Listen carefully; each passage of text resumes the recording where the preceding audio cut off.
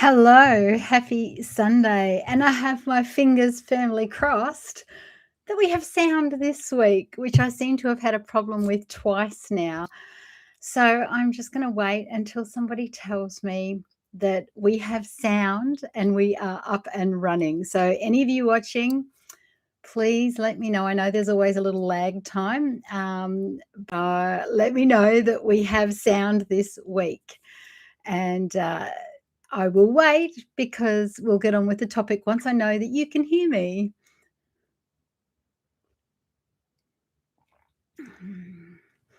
I'm hoping you've all had a really amazing weekend. And last week, I spoke about Lena, who was having her VSG surgery, and she has gotten back to me and telling me all is well with her. So amazing. It's taking a long while. Oh, there we go. Excellent. Hubby's in the other room. He can hear me. So we're good to go. All right. Today, I want to talk about a topic that is kind of the main rules is all we need. And we can't talk about this enough. And we can't talk about this in as much detail or as many times as, possible, because these are the two rules. The two rules of lipedema, not progressing and not getting out of control. Keep the hormones stable, keep the inflammation down. That's it. Everything falls under, everything that we do, everything that is suggested, the diet, the lifestyle, the compressions, all of that kind of thing, they all fall under those two categories. So if we remember just from a big picture view that we're trying to keep our hormones stable and our inflammation down, it just kind of makes it less confusing and gives us more of a solid foundation to build on. So we're going to start with hormones, okay? And these can fall under quite a few topics or different areas, the hormones, and we don't realize some of them are hormones. So it's really good to go back over them time and time again. So sugar, insulin, that is a hormone. So anytime that our sugar is out of control, anytime we're eating too much sugar, all of that kind of thing, which happens because life, right? And joy, we want that. Holidays, events, social calendars, all of that sort of thing, whether it's a cocktail at a bar because you're socializing or whether or not it's a birthday cake or any of that sort of thing. Hi. It doesn't matter what the event, sugar seems to creep in there as an issue. So anytime that we're driving insulin, so when we have sugar, too much sugar in our blood, the insulin comes out to decide what to do with it. And if there's too much, then the insulin, which is a fat storing hormone, we don't want that, will take the excess sugar and put it into our fat cells. So that's what it does, but it is a hormone. So if you're consistently going up and down with your sugar levels, you'll have a week of like being really good and then all weekend you go all out and eat lots of sugar. That is going to cause a consistent up and down and problem with that particular hormone. Okay. And of course, with sugar and insulin, we have diabetes. So that could be an issue. So if you already have diabetes, you know that you already have a hormonal issue at play, which can impact lipedema. So the next one, which is very familiar for me, thyroid. Okay, so thyroid issues. Hi, Janice, how are you? So the thyroid, another hormone it produces. Okay, so if your thyroid is out of whack, like I have Hashimoto's, then if it's not running smoothly and your medication or whatever your needs are is not doing this, again, that's another thing that can cause your lipedema to start to grow. And that's my story. Okay, when I was 21 and my thyroid kicked it in, it was 2 years before they figured out that I had thyroid disease because it wasn't a go-to thing 35 years ago. And by then it had been so out of balance for so long. That was when that first year I put on like 50 kilos or 110 pounds. That was mostly lipedema weight that I put on during that time, which was why I could never lose it afterwards, but didn't know why. So that was because my hormones were so out of sync for so long it just, of course, it caused that. Okay, so your thyroid is a big contributor here. Okay, so reproductive hormones. So your estrogen, testosterone, progesterone, all of those, if they're out of sync. So with the estrogen levels, they're a big driver of lipedema. So if you've got endometriosis, PCOS, fibroids, they're all heavy estrogen hormone drivers, okay, and they're caused by excess estrogen. And in case you weren't aware, having excess weight is excess estrogen, because our excess fat cells is pretty much full of estrogen. Okay, so it's very much, even if you don't have endometriosis or fibroids or anything like that, if you carry a lot of extra weight, which most lipedema women do, then you can assume you've got excess estrogen at play in your body. So that's another hormone that can be out of whack and cause lipedema to progress or, grow out of nowhere seemingly, which is why puberty, menopause, and pregnancy are the times when lipedema can grow out of control or appear the first time, because it's that high hormonal reproductive hormone time, right? Okay, next one, cortisol, stress. Who here has no stress? I'm going to say none of us.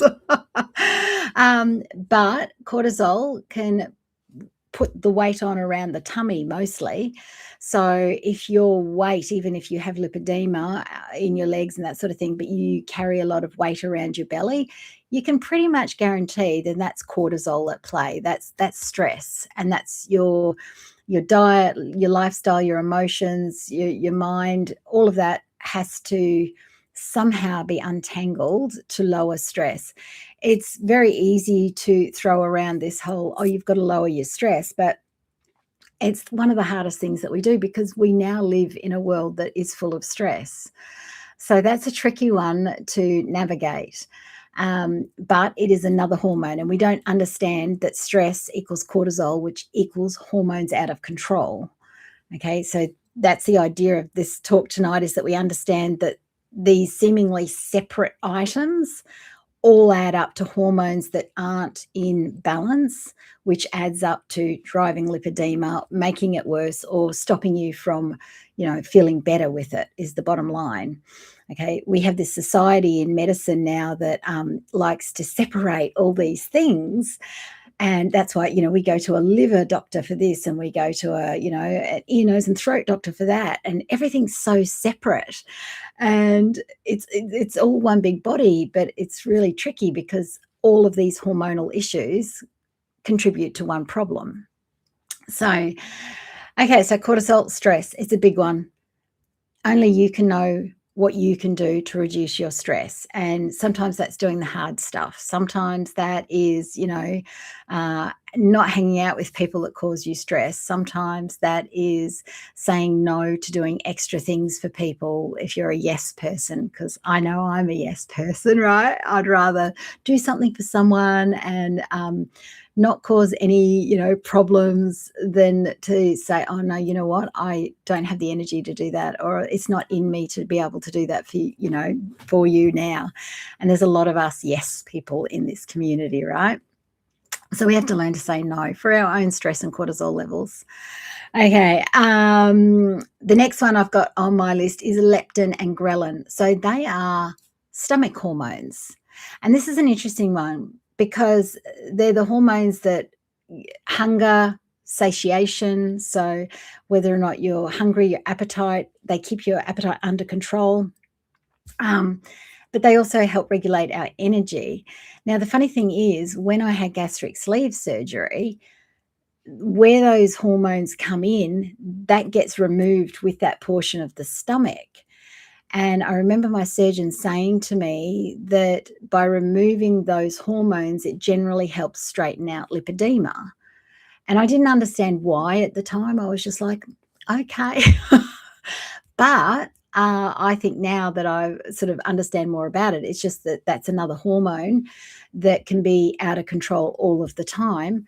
And by removing them, it's one less hormone out of balance that can contribute to lipedema.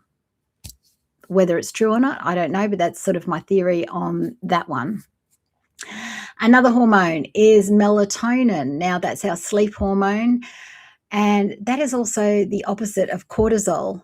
So, if we don't have the right amounts of melatonin and the melatonin comes in at night, that's when the cortisol backs off.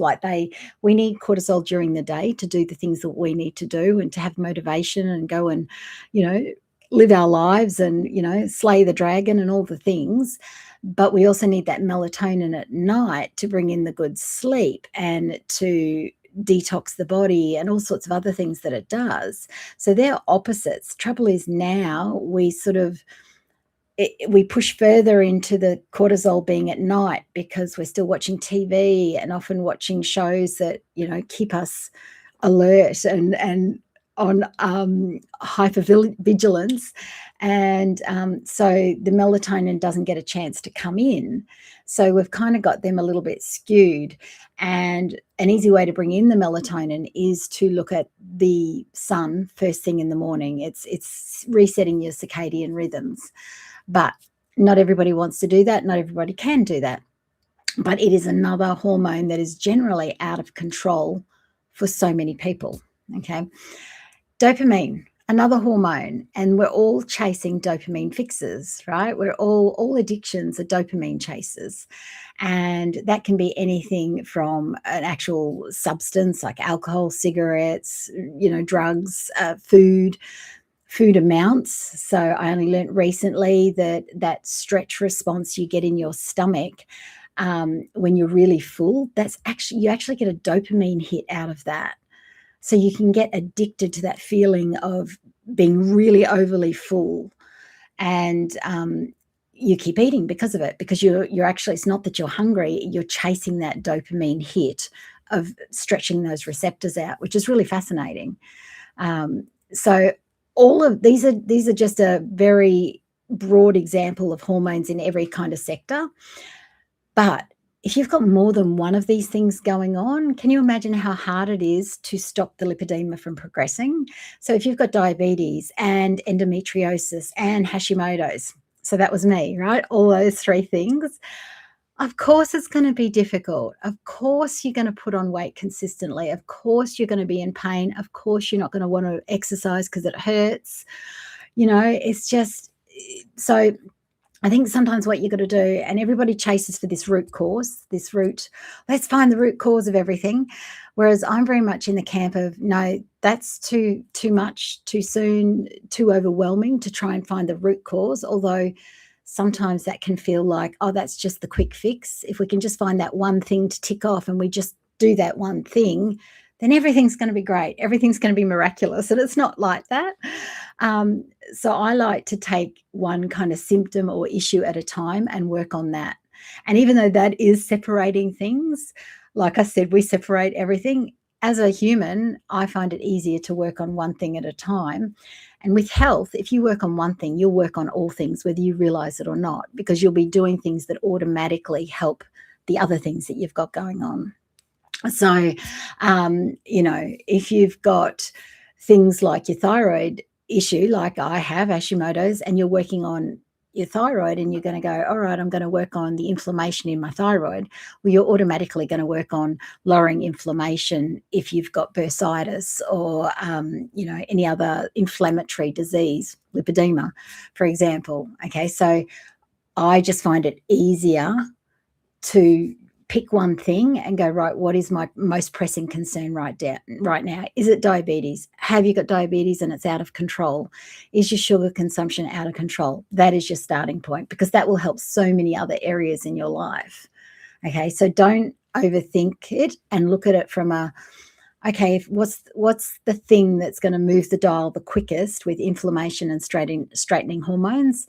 And if it's sugar for you, it's sugar. If it's, stress, then it's stress. If it's your thyroid, if it's dopamine, often they're all intermingled, which is why it doesn't matter which one you pick. Pick the one that triggers you the most. Pick the one that you know, like, yeah, I'm not good with that.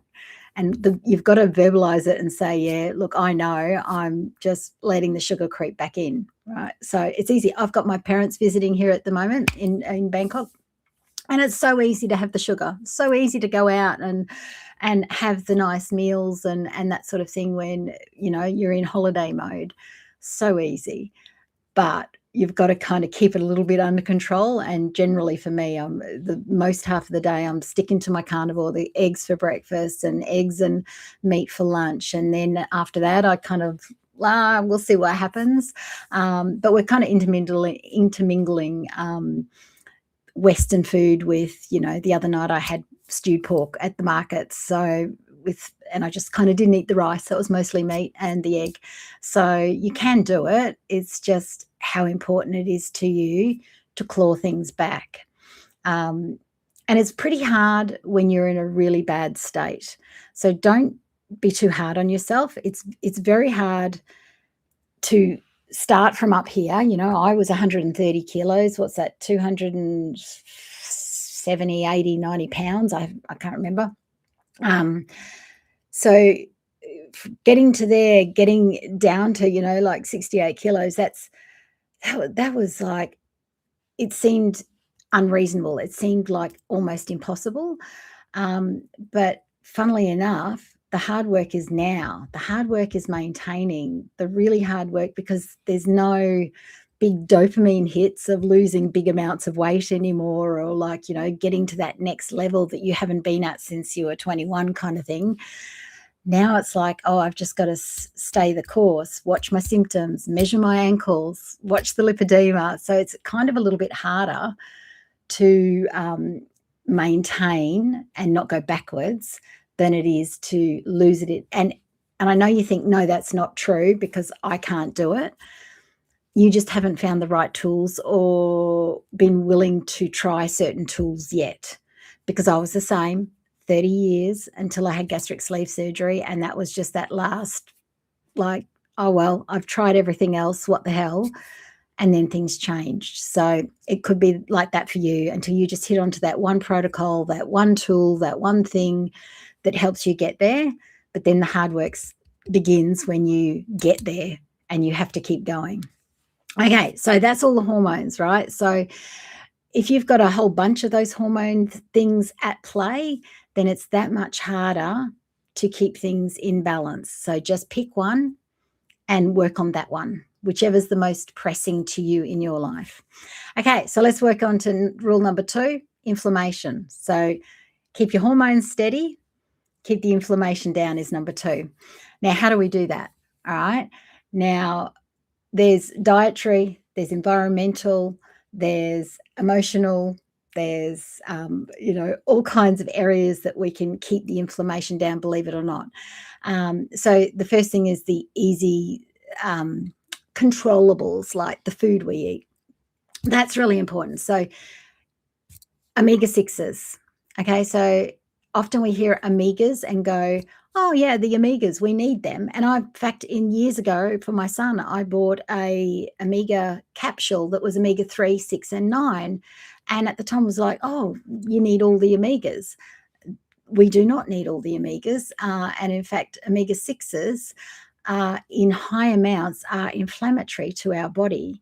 And at the moment, instead of getting 1-to-1, we should get in an average on our in our diet over a day, for example, 1 part omega-3 to 1 part omega-6. What's happening now, though, they've done studies, and it's now looking like it's 1 part omega-3 to 60 parts omega-6s is kind of the current levels of where we're at, because omega-6s are seed oils, and seed oils are in everything, herbs and spices, sauces. Just like, forget about like just cooking in it.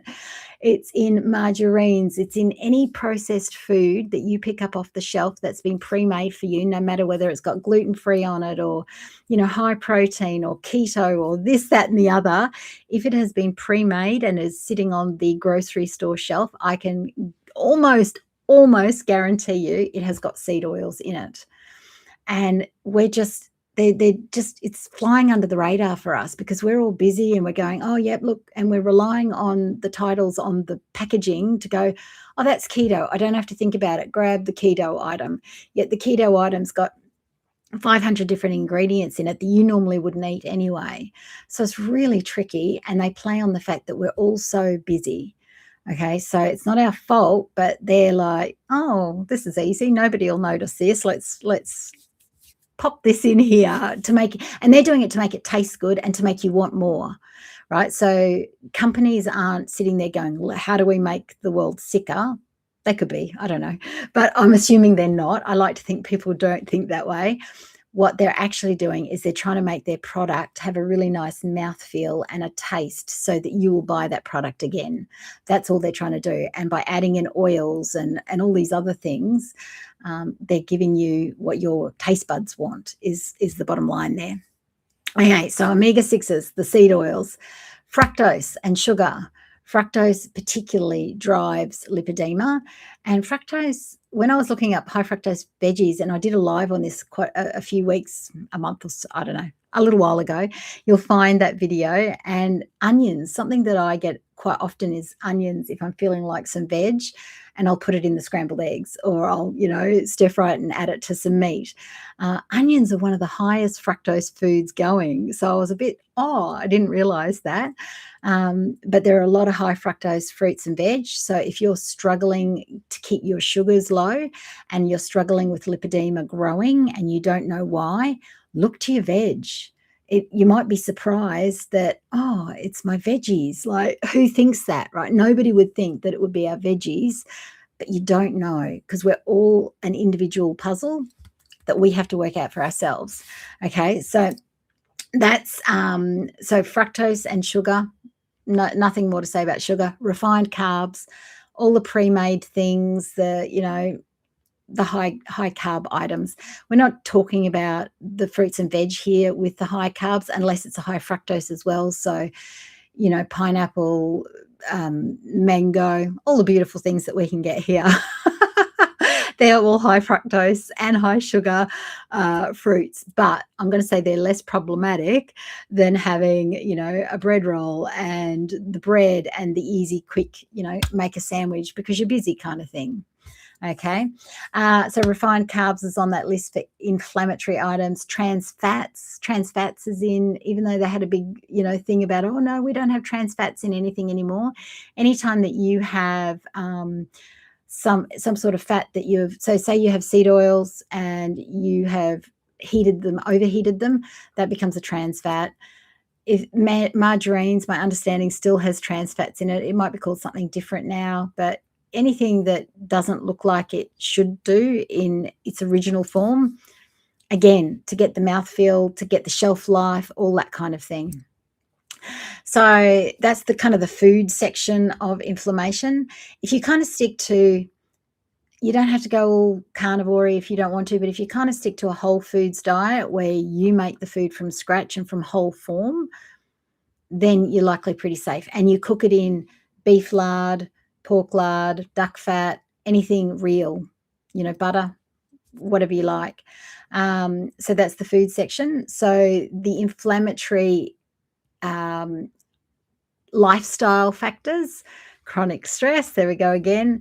Obesity, just having the excess fat on our body, so is inflammatory. It shoots out cytokines that causes us to have inflammation. So just being overweight causes inflammation, which is why, thyroid disease and lipedema is an inflammatory disease, because by nature you put on weight. It's horrible, but you've got to face this. You've got to understand how it works and not take it on personally and go, okay, this is just how it works. All right, what can I do today? What one thing can I do better today to improve this situation for myself? Because all we're looking for is a better quality of life here. Okay. Smoking, obviously, if you still smoke, you got to beat that habit, and bad sleeping habits, because we need that melatonin to come in at night to counteract the high cortisol levels, if nothing else. Then we've got pollution. So here in Bangkok, we're coming into high pollution area time of the year. So we've got an air purifier in the house. So at least during our sleeping and when I'm at home working, I'm in clean air. So when we go out for walks, yes, the pollution is high. I've got a mask that I bought in Australia, like a really good quality with a merino wool liner. So I'm not breathing in the formaldehydes and things of the artificial mask, of the, disposable masks. So I've got those here with me if I feel like I need it. But otherwise, we just kind of look out at the sky and go, oh, yep, it's blown away now for the day, because it does. It comes in really strong, and you can see just by looking out, is it a high smoggy day or is it not? And you adjust accordingly. We have got a gym in this condo, so if it's a really high pollution day, then the gym is a better option. Okay. And same goes with exercise and things like that. If you exercise walking along a road with high pollution, with cars, diesel exhaust, that kind of thing, then that could be problematic, and that could be part of your puzzle. Okay, so it's a matter of writing down all the different parts that could play into you personally and figuring them out one at a time. It's really, you're the puzzle, and only you know when you're feeling better and which parts are relevant for you. Autoimmune disorders. So Hashimoto's, Graves. There's a lot of women with Graves, with lipedema. So all these diabetes type 2, autoimmune, in fact, type 1, I think that's autoimmune as well. So many of our diseases they're discovering are autoimmune diseases. Even if they weren't considered an autoimmune disease, 10 years ago, they are now. So that is inflammatory infections, so bacterial infections, fungi, viruses, all of that, anything that lasts like a longer time, chronic. So chronic means 3 months, longer than 3 months, and you need some sort of medication to control it. So if you've got some sort of bacteria or infection or virus that has been going on and on and on, then that's going to be inflammatory to your body as well. Okay, so they're the basics. That's just the basics, because that's all you need right now to start with for you is the basics. It is, looking at, okay, what hormones have I got that aren't in balance, that I know aren't in balance? Is it the cortisol and the melatonin? Is it the sugars? Is it the insulin? Is it my thyroid? Write them down. These are my starting point. Okay, what inflammation am I causing in my body because of the way I eat? Is it I have too many processed foods because I'm too busy? So you've got cortisol at play there, plus you've got all the seed oils and that kind of thing that's going to cause inflammation. And then once you've got this whole list, pick the thing that's the easiest for you to navigate. Pick the thing that you're going to have the quick win and go, oh, you know what? I can give up my 1 sugar in my coffee every day. That's my starting point. All right, give yourself the quick win, because this is a tough road to navigate, and it's a tough road to go down. And it just because you get to my point where you've navigated all of the weight and the surgeries, it doesn't mean it gets easier. So you've got to work on the inner work as you go along, and the mindset work, because you're going to need to stay strong once you get to this point and be able to say, you know what, I have to go for that walk today. I have to make sure I get that 10,000 steps today. I have to pull back in on the sugar for, a little while here, because I'm letting it get out of control. And while it doesn't show up on the scales yet, you know when it's getting out of control, because I sure do. So that's the point in all of this, right? 2 simple rules. Keep your hormones stable, keep your inflammation low. When we've got those 2 things happening, then lipedema will at least slow down from progression, and you've got a chance to claw back to, some of the weight that's not lipedema weight and that kind of thing. So that's all I wanted to share with you today after this week, because I'm watching myself, as I always do. That's where I get my inspiration for the Sunday night lives, is like, what's happening in my world right about now, and what do I want to talk about? So I hope you all have an amazing week, and I hope you all find at least one way to start straightening your hormones, one of them this week, and I hope you find a way to lower inflammation in some way this week and give yourself a quick win. All right. I will see you all next week. See ya.